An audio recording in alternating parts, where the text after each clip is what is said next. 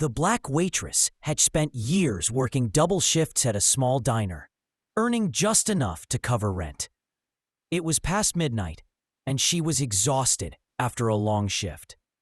As she locked up, she noticed a small boy outside. He was hunched over in a battered wheelchair, his dark hair plastered to his forehead by the rain. The chill in the air crawled under his cheap sweater. Concerned, she ran around the diner and tapped on the window. "Hey, sweetie," she called gently, crouching beside him. "What are you doing out here all alone?" The boy's hands were trembling as he lifted a cold bowl of soup. He was watching her carefully, his blue eyes guarded. Serena gestured inside. "Come on, you can have a table in there." She smiled and lifted her apron straps. Reluctantly, the boy followed her through the door. Inside, the warmth and bright neon lights of the diner enveloped them. Serena helped him to a booth away from the windows. She took off her apron and draped it around his shoulders to ward off the chill. "Welcome, Daniel," Serena said, recognizing the boy from the local streets. Daniel mustered a small smile. She ordered him a grilled cheese sandwich and hot tomato soup. While she waited for the food, she talked to him softly about school and cartoons. Daniel was shy, so Serena let him eat in quiet comfort. When the sandwich arrived, Daniel's eyes lit up. He wrapped both hands around it and took a big bite. The cheese stretched in gooey strings. "This is the best thing I've ever had," he murmured softly. His voice was filled with wonder. Serena smiled proudly. "Good food makes everything better," she said lightly. But inside, she felt a familiar ache. Daniel was so young and already carrying the weight of the world. Unbeknownst to Serena, someone was watching. Across the street, hidden in shadows, a sleek black Bentley idled quietly. Inside that car sat Raymond Holt, the boy's father. At 46, Raymond was a man known for control and ruthlessness. He ran Holt Dynamics, a billion-dollar tech empire, and nothing sentimental or human was supposed to sway him. Yet now, he watched in silence as a stranger fed his son for free. Raymond's jaw tightened. He had been on an urgent call with investors in Tokyo and had told Daniel to wait just a few minutes. He hadn't expected this. With a click, he hung up and issued a simple order to his assistant.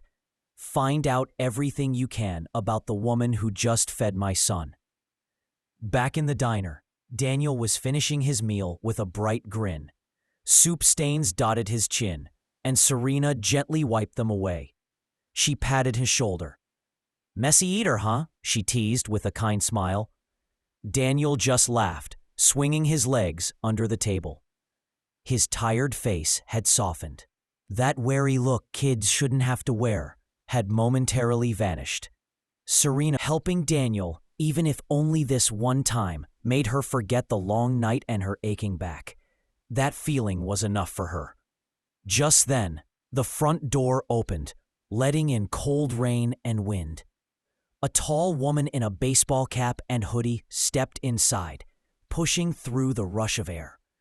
Her name was Nora, Daniel's aunt, or so she claimed. Daniel's eyes widened. "Mom, you're here!" he cried, reaching for her. Serena tried to act casual, but inside, she was tense. Nora gave Daniel a quick hug. "Honey, your ride is here. We need to go." She nodded slightly at Serena, but didn't speak. There was a strange look in her eyes, a silent warning. Serena didn't say anything. She had learned long ago not to get involved. Daniel began to cry. Nora scooped him up and wheeled him out. He called back, "Thanks, Serena, you're the best." Serena forced a smile, feeling both warm and uneasy. Outside, the Bentley's headlights flashed. The back door opened and Raymond emerged, his broad frame illuminated by the neon sign. Daniel, buckled safely in the backseat, gave Serena a shy wave. Raymond calmly shut the door and got in. "She's sharp," Nora admitted quietly to him as she settled in. Raymond didn't say a word, just nodded. As the Bentley pulled away, Serena watched the taillights fade. She was soaked to the skin, tips in her pocket barely enough to cover rent. Still, the memory of Daniel's smiling face warmed her. But something about tonight didn't feel right. She had seen eyes like Nora's before, protective and knowing. When Serena finally reached her small one-bedroom apartment, the building's thin walls and broken heater added to the chill in her bones. She closed the door behind her and leaned against it, rubbing a hand over her wet face. Serena was tempted to just forget about it, but her gut told her not to. The thought nagged at her all night. Hours later, when the streetlights were dim and the alley was empty, there was a knock at her door. Serena's heart leapt. Who would come at this hour? Carefully, she peered through the peephole. Outside stood a tall man in an expensive suit, broad shoulders, stern eyes. Serena quickly slipped out of view and locked the door behind her. Her heart pounded. Almost on cue, the knock came again. Serena touched the chain on the door and cracked it open just enough to see who it was. The man was the boy's father, Raymond Holt himself. His eyes were sharp as he spoke. "Miss Carter," he said softly. Serena's pulse quickened. "I'm Raymond Holt." He sounded tired, concerned. Serena's hand trembled on the chain. "I saw what you did tonight," he continued quietly. "I was watching from across the street." Serena stiffened. The room seemed to shrink. I don't know what you mean," she stammered, hoping to close the door. But he didn't flinch. "You gave my son dinner tonight," Raymond said. His voice was gentle but firm. "You didn't treat him like an inconvenience. You treated him like a person." Serena felt something tighten in her chest. "He's hungry," she said softly, still holding the chain in case. "You had a house. You can buy food. Why?" Raymond shook his head. "I haven't been home much lately, and I've seen people do a lot worse than make a kid a sandwich." He gestured to the dining room behind her. "Mind if I come in?" Against her better judgment, Serena stepped back and let him enter. He walked past the kitchen table and sat down opposite her on the small couch. She closed the door, but kept her back to it. "I don't think this is charity," Raymond began. "I think it's paying a debt." Serena swallowed. "What are you talking about?" "Serena Carter," he said, meeting her eyes. "I'm CEO of Holt Dynamics. My son will be fine. He's safe with his aunt. But I couldn't just stand by and do nothing, and I wanted to thank you properly." He slid an envelope across the table to her. It had her name on it. Serena felt her breath catch. "What is this?" she asked. Her hands shook as she picked it up. "A job offer," Raymond said simply. "6 figures, benefits, everything. The CEO has signed it." Serena stared. "You want me to work at Holt Dynamics?" Her mind raced. "Why? I'm just a waitress." Raymond leaned back, arms folded. "I'm offering you a fair wage, not charity. You've earned it by your character." He hesitated, choosing his words. "Serena, I've seen my share of people who flatter and manipulate for money. You helped my son without even knowing who he was. That shows a lot." Serena's head spun. This wasn't how things normally worked. She opened the envelope slowly. Inside was a contract. She read the first line: "Vice President of Corporate Strategy, Holt Dynamics." Her voice trembled.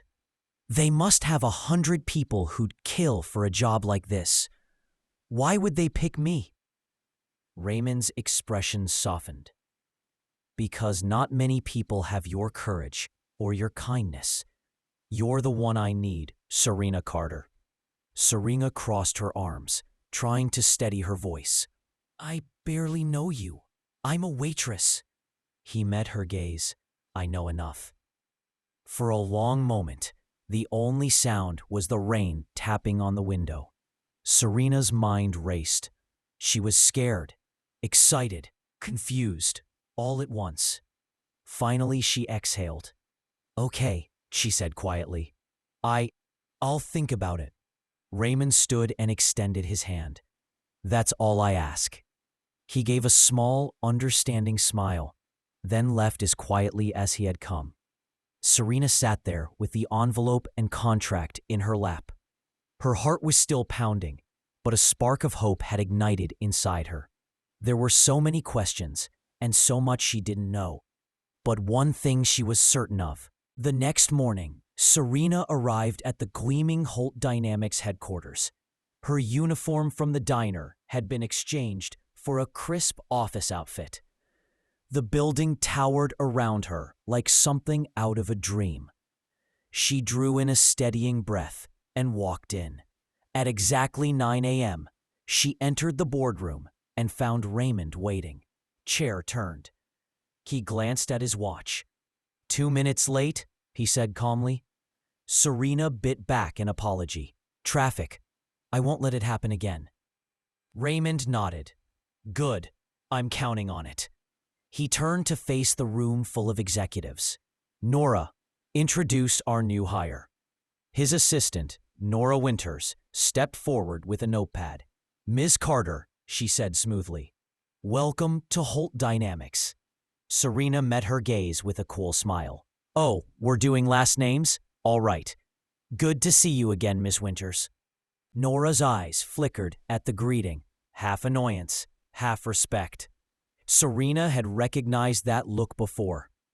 Everyone at this table expected the new, quiet hire to sit down without a word. But that wasn't how she did things. Shall I brief her on the project? Nora asked, pointing at a tablet. Raymond waved her off. I'll do it. You handle the other meeting. Nora cleared her throat and slipped out, tossing a final glance over her shoulder. Serena smirked and got to work. Raymond dropped a thick file in front of her, labeled Project Orion. Opening it, Serena read, We plan to outsource half of the factory to Taiwan to cut costs. If this is executed correctly, we expect a 15% increase in quarterly profit. Raymond watched her reaction closely. Finally, Serena looked up. And you want me to what? Convince them not to do it? Raymond's voice was calm. I want you to do what you do best. Read people. This group trusts numbers, shareholders, short-term gains. I think you understand something they don't. She raised an eyebrow. Me? Raymond leaned back. People who have nothing to lose fight the hardest. They won't just give up their jobs for some corporate line graph. Serena laughed softly. That sounds like a riddle, she teased. I'm not usually lost in corporate games. Raymond allowed himself a faint smile. Good. Make sure you punch their numbers with empathy, not just graphs. And try not to be late. She rolled her eyes, but inside she felt a thrill. She had a job to do. Minutes later, Serena sat at the large conference table with the executives and Lincoln Langford, the VP of manufacturing. He was a seasoned man, with sharp eyes and a folded pamphlet in front of him. Langford leaned forward. You want to move production overseas, replace American workers with factories in Asia? That's not our business.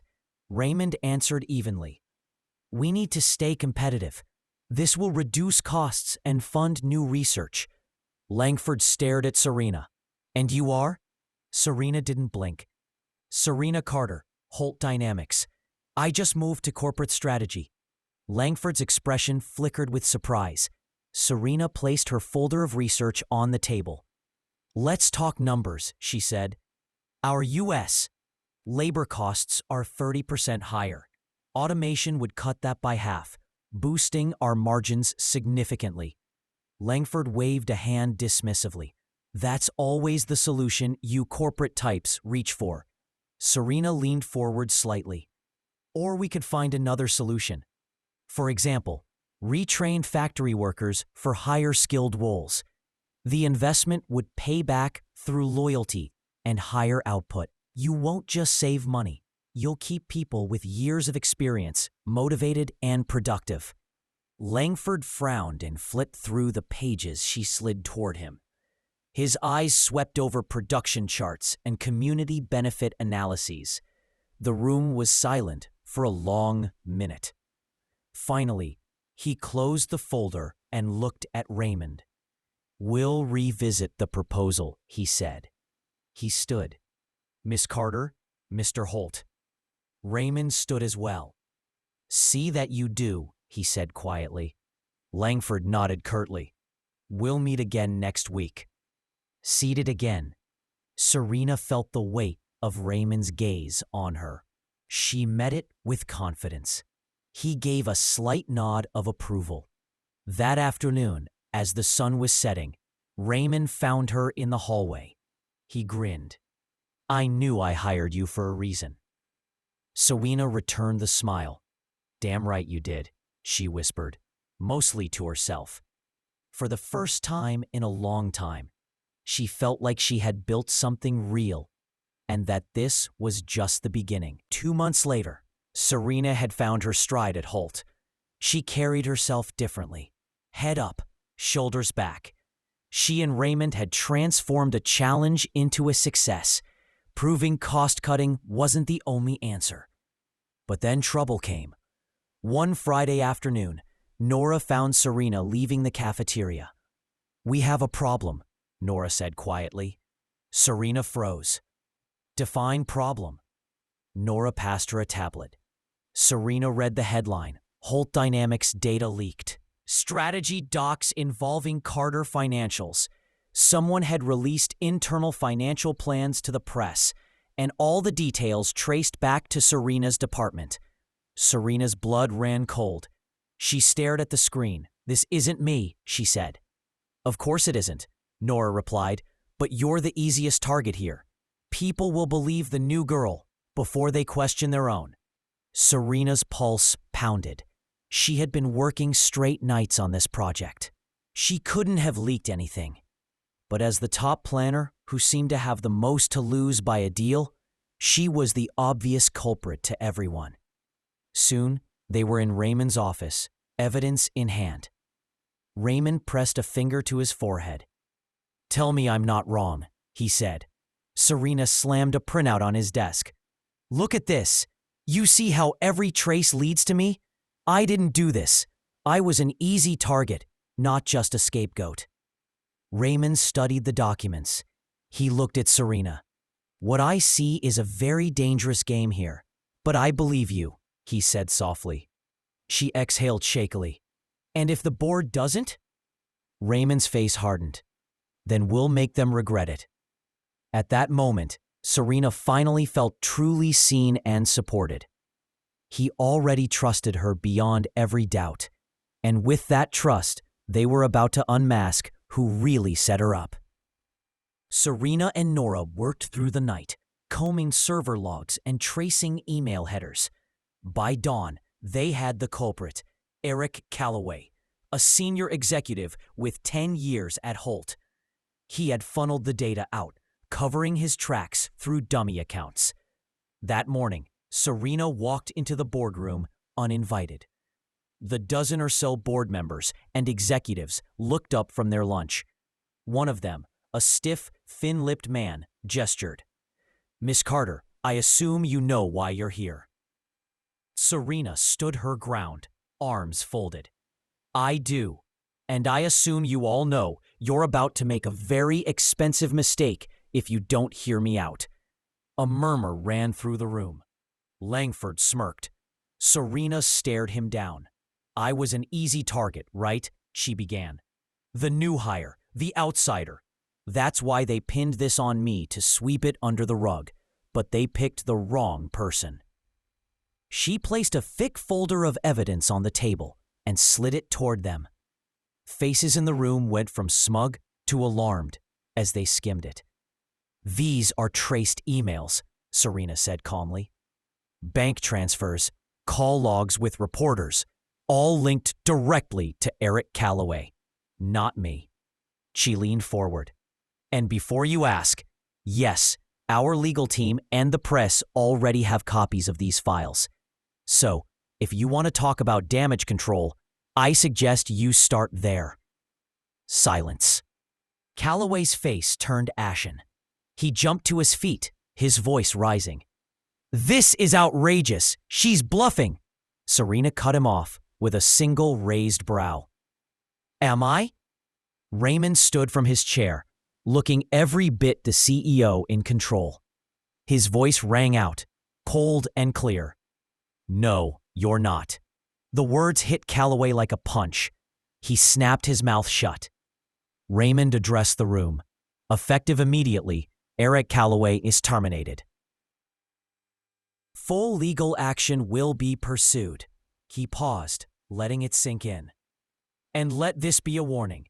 If anyone else in this company thinks they can play the same game, think again." The room sat in stunned silence. Serena didn't smile. She didn't need to. In that moment, she felt vindicated and powerful. She had been doubted, framed, and almost cast aside. But now justice had won. She had won. 2 weeks later, Serena stood beside Raymond at Daniel's high school graduation ceremony. She was now vice president at Holt Dynamics, and Daniel was receiving his diploma. Daniel, in his wheelchair, but beaming with pride, looked up at her. "I told you I'd make it," he said, chest puffed out like he'd won the lottery. Serena laughed and ruffled his hair. "Never doubted it for a second," she replied softly. Raymond watched them, his usual stern face softer somehow. "You did good, Carter," he said quietly. She gave him a playful glare. "Damn right I did," she whispered back. Daniel looked between them. "Are you guys gonna hug or something?" he teased. Raymond laughed. "Absolutely not," he said with mock sternness. Serena rolled her eyes. "God, no," she muttered. Daniel just grinned. For the first time in a long time, Serena felt she had built something real, something that mattered, and she knew she wasn't done yet. Years later, Serena Carter sat in the executive office of Holt Dynamics, her nameplate gleaming on the door as vice president of corporate strategy. What had started as just a job had become her mission. Under her leadership, the company expanded its ethical labor initiatives and launched mentorship programs. They built partnerships with minority-owned businesses. Across town, a new community center bore the name Carter Holt Foundation, funding education and job opportunities for underserved youth. At its ribbon-cutting ceremony, Daniel, now a college freshman, stood beside her, grinning like the kid who once got a free meal in a diner. Serena squeezed his hand and smiled. "Because kindness," Daniel said softly. "Kindness always pays off." Serena looked at him, tears of pride in her eyes. For them, kindness truly had been the best investment of all. If this story moved you, consider subscribing and turning on notifications so you never miss the next inspiring story of hope and kindness.